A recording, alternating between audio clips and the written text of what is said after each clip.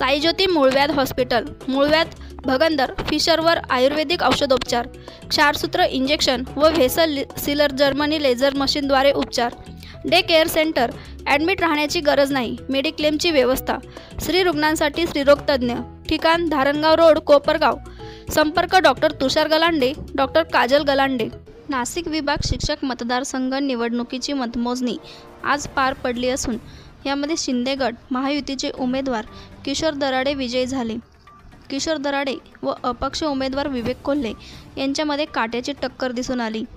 अखेर किशोर दराडे विजयी होताच कार्यकर्त्यांमध्ये जल्लोषाचे वातावरण दिसून आले। येवल्यात किशोर दराडे समर्थकांनी एकमेकांना पेढे भरवत फटाके फोडत एकच जल्लोष साजरा केला।